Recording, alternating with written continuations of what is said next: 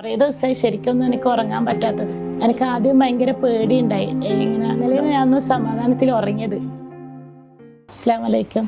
എൻ്റെ പേര് ഷബാന. ഞാൻ കണ്ണൂരിൽ നിന്ന് വരുന്നതാണ്. നല്ല വയറുവേദന ഉണ്ടായി.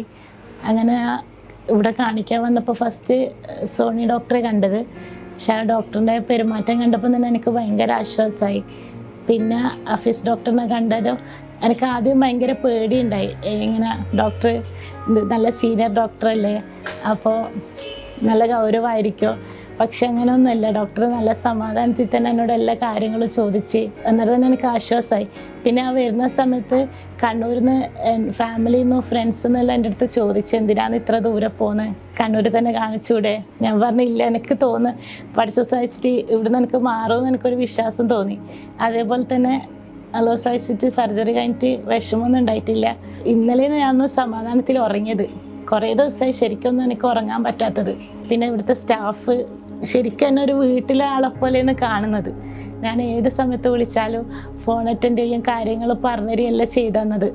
എനിക്കിപ്പോൾ സർജറി ചെയ്തിട്ട് ഭയങ്കര ആശ്വാസമുണ്ട്. ഞാൻ ചെയ്ത എനിക്കൊരു നല്ലൊരു തീരുമാനമായിട്ട് തോന്നി ഇവിടെ വന്നത്.